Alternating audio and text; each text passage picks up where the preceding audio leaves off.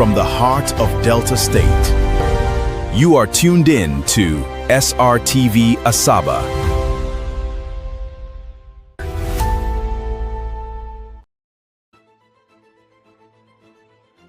Good morning and welcome to Srtv Morning News, reaching you live from our studios in Asaba, Delta State. It's Friday the 14th and I'm Obama Gabriel Joy. Thank you so much for joining us this morning as we bring you the stories making headlines. Former Vice President Yemi Osinbajo, Fashola and other dignitaries attend burial service for Kemi Adeosun's husband. ICPC uncovers official who allegedly placed 14 family members on government payroll.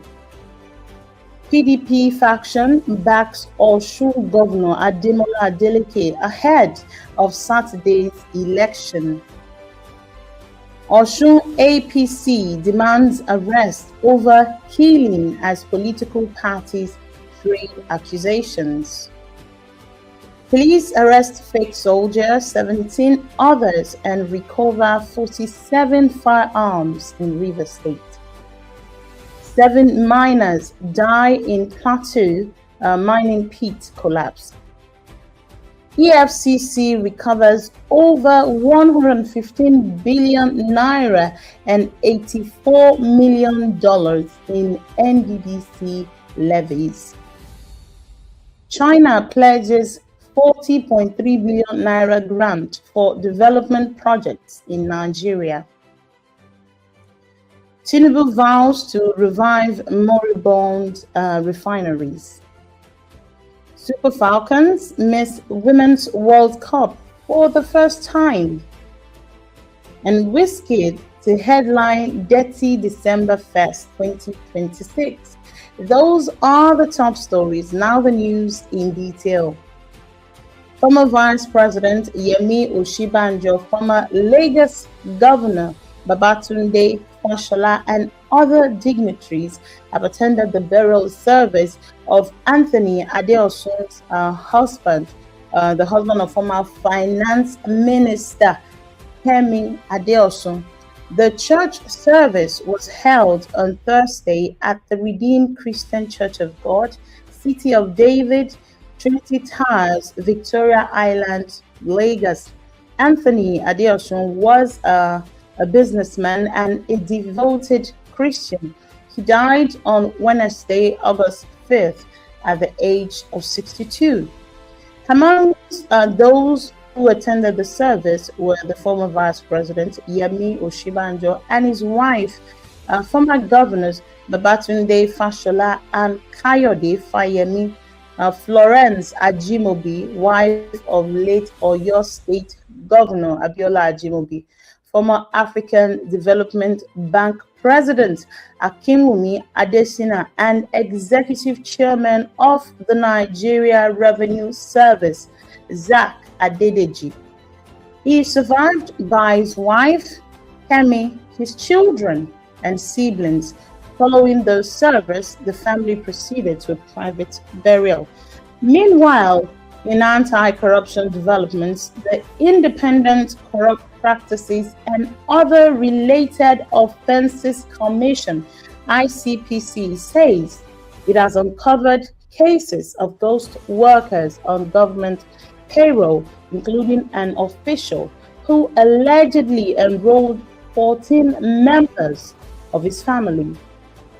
ICPC Chairman Musa Aliu disclosed this in Abuja while speaking at the 2026 Economic Confidential Lecture and National Spokesperson Award. Aliu said investigations also uncovered another individual who allegedly enrolled his wife, children, and other relatives and collected 13 salaries.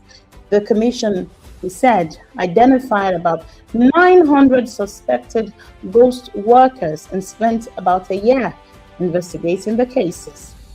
According to him, According to him, he said that some of the names appeared on official payroll, while the bank accounts linked to the salaries belonged to other people. Aliyu warned that ghost workers could also lead to fraudulent pensions, housing benefits, and health insurance claims.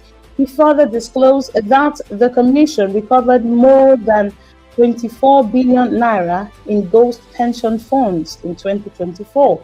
The ICPC chairman said the commission was increasingly focusing on preventing corruption and protecting government resources rather than relying only on criminal prosecution. Now, still on politics, a faction of the People's Democratic Party, led by Kabiru Turaki, has endorsed Osun State Governor Ademola Adeleke for Saturday's governorship election. The decision followed a Court of Appeal judgment upholding the nomination of Adebayo.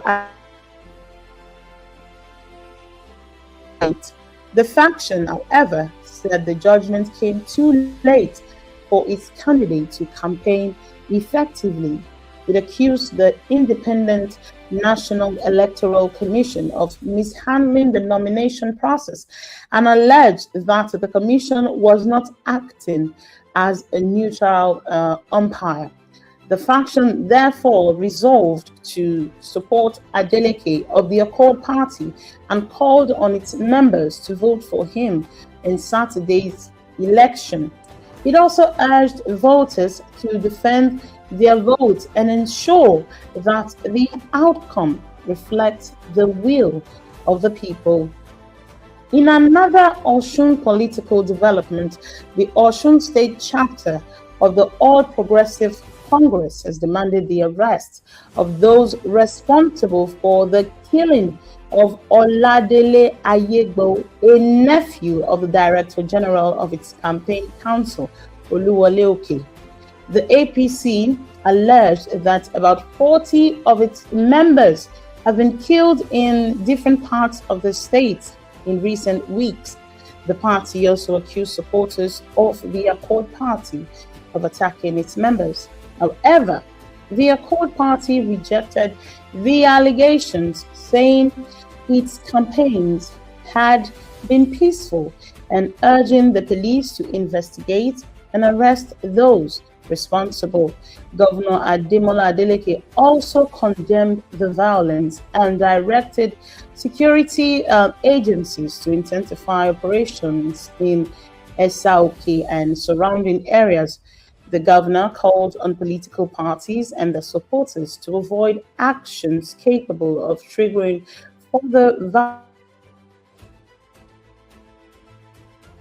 Turning to security, the Nigerian Customs Service has dismissed allegations of increased smuggling, revenue leakage, recruitment irregularities, and manipulation of succession within the service.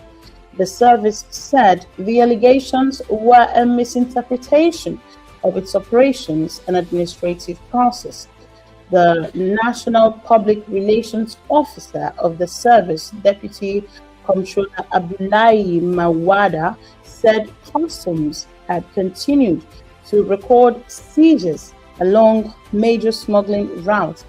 He also explained that the controversial 846 violation code was a digital tool designed for vehicles with non-standard or non-compliant identification numbers. On recruitment, the service said the process was conducted in accordance with the Nigerian Customs Service Act and the Federal Character Commission guidelines. It also rejected allegations of favoritism in promotions and successions, insisting that promotions were based on seniority, merit, examinations, and available vacancies. In Rivers State, police have arrested 18 suspected criminals, including a fake soldier allegedly involved in car snatching and recovered 47 firearms. The Rivers State Commissioner of Police, Olugbenga Adepoju, disclosed this while parading suspects and recovered items in Port Harcourt. The command also recovered 12 stolen vehicles, 102 rounds of live ammunition, 5 cartridges, and 11 cutlasses. Among those arrested were suspects allegedly linked to kidnapping, armed robbery, cultism, and the murder of 2 police officers in Alu in June. Police said the fake soldier, identified as a 49-year-old Andrew Atausi, was arrested while wearing military uniform and driving a Toyota Hilux painted in army colors. 3 suspected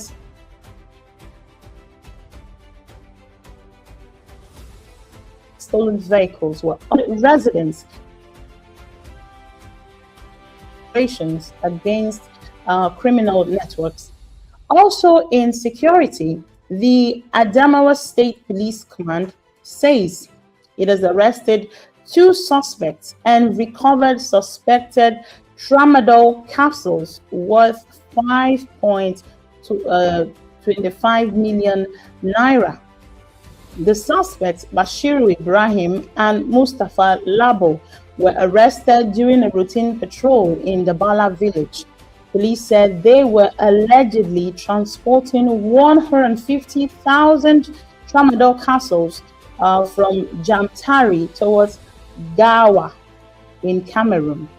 The suspects and the recovered drugs have been taken into custody as investigation continues.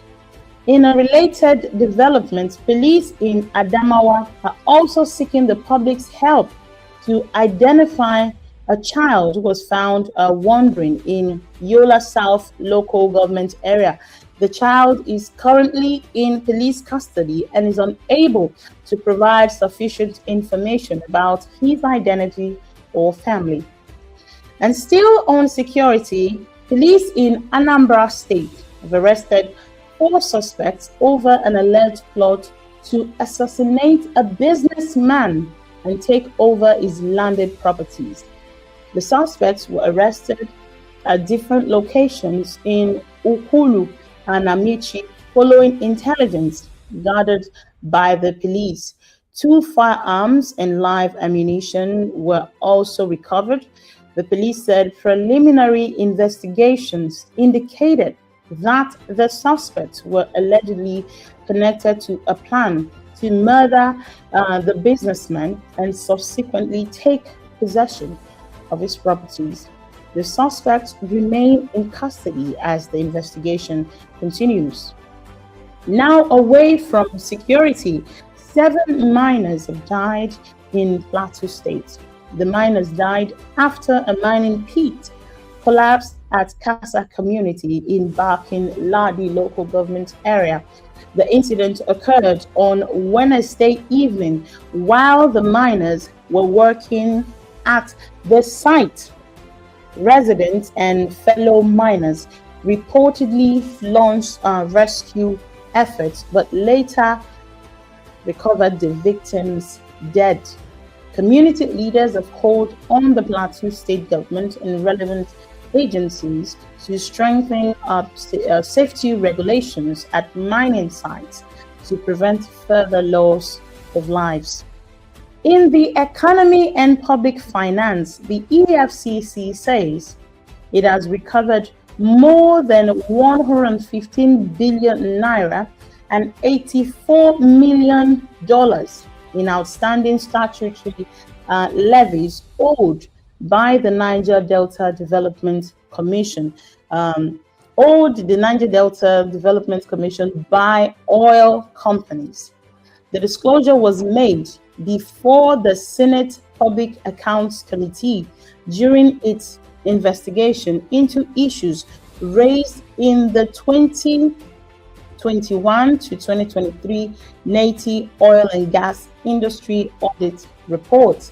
The EFCC said It investigated 43 oil companies, with 24 found to have outstanding liabilities relating to the 3% statutory levy payable to the NDDC. The commission said 73.37 billion naira and $67.7 million have been released to the NDDC, while other recovered funds remained in the EFCC recovery account. Meanwhile, the Senate committee has summoned the managing directors of several major oil companies to personally question them over outstanding issues raised in the NAIT audit reports. The committee has also directed the managing director of Total Energies EP Nigeria Limited to appear before it next week. Now, moving on to consumer protection, the Federal Competition and Consumer Protection Commission, FCCPC, has warned bakery and confectionery operators against using unsafe substitutes and misleading consumers. The warning was issued at a stakeholder engagement with bakery and confectionery operators in Lagos. The commission said rising costs of flour, sugar, energy, transportation, and other inputs must not lead businesses to compromise food safety. It warned against the use of harmful or prohibited additives, poor quality ingredients, manipulated expiry dates, and misleading product labels. The FCPC or the FCCPC also urged operators to maintain proper hygiene, accurate records, and effective product traceability. In Osun politics, the governorship candidate of the Allied People's Movement, APM, Adebayo Adewale, has withdrawn from Saturday's Osun governorship election and declared support for Governor Ademola Adeleke. Now, Adewale said his decision followed extensive consultations with party leaders, supporters, and stakeholders. He said he chose to place the interests of Osun State above personal ambition and urged his supporters and APM members to vote for Adeleke. The development comes just 2 days before the election. In international development, China has pledged a grant of about 40.3 billion naira to support government development projects in Nigeria. Chinese ambassador to Nigeria, Yu Donghai, disclosed this during a meeting with the permanent secretary at the Ministry of Foreign Affairs in Abuja. The grant, equivalent to 200 million Chinese yuan, will support projects jointly agreed upon by the two governments, and the ambassador said the assistance formed part of China's continued support for Nigeria's economic development. Meanwhile, Nigeria said it would ensure effective utilization of the funds and continue to strengthen bilateral relations with China. Still on development, the Lagos state government has pledged support for the Miss Surulere Beauty Heritage Pageant and its youth development initiatives. The state special advisor on tourism, Idris Aregbe, said the government would assist organizers with necessary approvals and documentation. He encouraged contestants to use the platform not only as a beauty competition, but also to promote culture, tourism, and community development.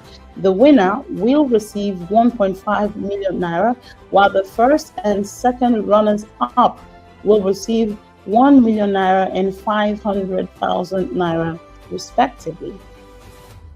Oyo State Governor and presidential candidate of the Allied People's Movement, Seyi Makinde, has announced former Director General of the Department of State Services, Lawal Daura, as his running mate for the 2027 presidential elections.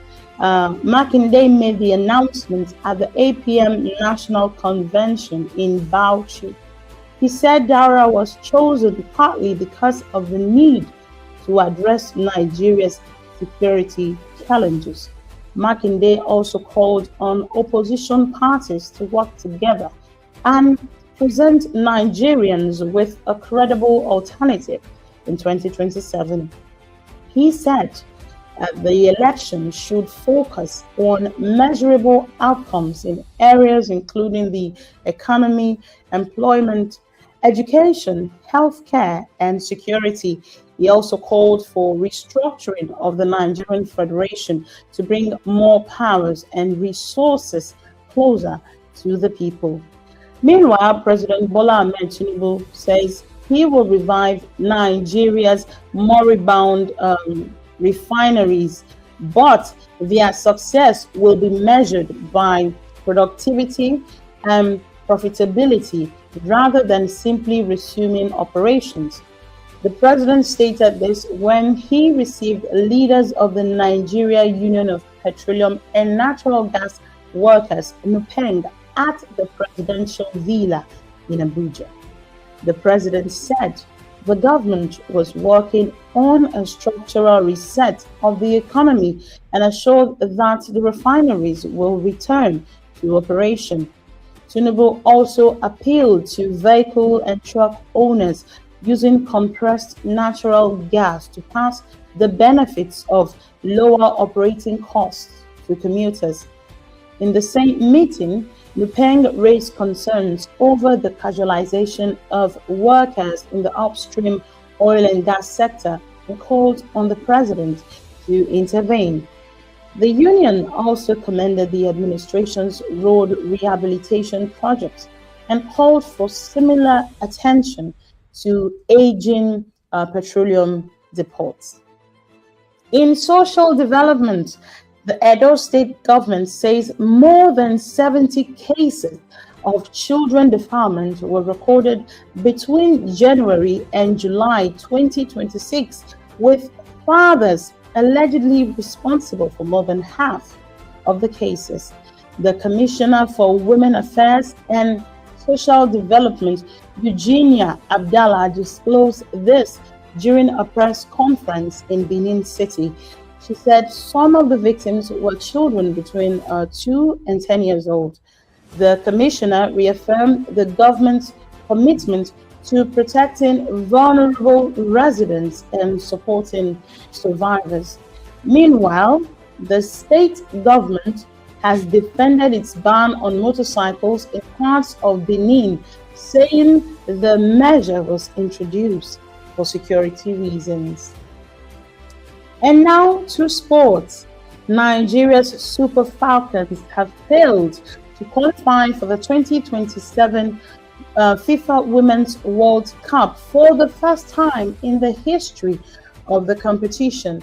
The Falcons lost 2-1 to South Africa in a playoff match in Morocco on Thursday. South Africa took the lead through Thembi Gatlana before Refleo Jane doubled the advantage. Nigeria pulled one back through Christie from the penalty spot in stoppage time, but the Falcons could not find an equalizer.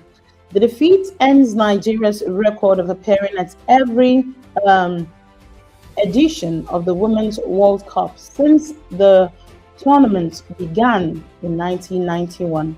South Africa will now advance to the Interconfederation playoffs. Arsenal have opened talks with Galatasaray over a possible move for Nigerian striker Victor Osimhen. The Gunners are considering the 27-year-old as an alternative to their preferred target, Julian Alvarez, whose transfer fee is reportedly above 100 million. Meanwhile, Galatasaray have rejected a 130 million verbal offer from Saudi Arabian club Al Hilal for Osimhen, with the Turkish champions reportedly unwilling to negotiate for the striker. Osimhen has scored 59 goals in 74 appearances for Galatasaray across 2 seasons, helping the club win back-to-back Turkish league titles. In entertainment, Grammy-winning Nigerian music star Wizkid is set to headline the opening night of the 2026 Dirty December Fest in Lagos. Organizers Live Sport 360 announced that the festival will run from December 18 to 30, featuring 13 days of music, culture, and creativity. Wizkid will headline the opening concert on December 18th at the Dirty December Village in Lagos. Tickets for the opening concert start at 50,000 naira for general access, while Golden Circle tickets cost 150,000 naira and VIP standing tickets are 300,000 naira. Finally, Afrobeat musician Femi Kuti has described institutional corruption as a major problem facing Nigeria, arguing that President Bola Ahmed Tinubu alone should not be blamed for the country's challenges. Let's take a look. The judiciary that didn't stop him from getting there in the first place is a problem. That he had if all what they are saying is true, how did he contest? If we had men and women of caliber and integrity, he would have been able to contest in the first place. Obasanjo put EFCC to arrest all the corrupt people. One of the first people EFCC arrested was his daughter, Iyabo. Then Ribadu was removed, or he even ran away because I think they were after his life. So they removed him from head of EFCC. This same Ribadu is now Tinubu's security personnel. So you see, it's the same people. They go to the same parties. They go to the same weddings. They hug themselves. They do everything together. A young boy of 15 that has this history, or 20, when you see what is going on, where is your belief in the system? Where is your belief that you have a future in this country? As we have heard, is calling for stronger institutions and greater accountability, warning that persistent corruption could weaken young Nigerians' confidence in the country's future. And now, before we go, let's take a look at the weather forecast for Friday 14th, according to NIMET. The Nigerian Meteorological Agency, NIMET, forecasts light morning rainfall in parts of the north, central, and south regions, with more widespread thunderstorms expected later in the day. The north is expected to experience thunderstorms with moderate rainfall, while similar conditions are forecast across most central states, including the Federal Capital Territory. In the south, cloudy skies and light rain are expected in parts of Lagos, Ogun, Cross River, and Akwa Ibom states, with light rainfall possible across the region later in the day. Residents are advised to stay weather aware, especially as strong winds and thunderstorms may occur. Motorists should avoid flooded roads. And that wraps it up for today's SRTV Morning News. Thank you so much for starting your day with us and staying informed. As we head into the weekend, remember to stay safe, stay informed, and make it a good one. Coming up at 10 a.m. is State of the Nation with Daddy Chris. Please stay tuned. I'm Bawangi Beljoy. Have a beautiful Friday and a wonderful weekend.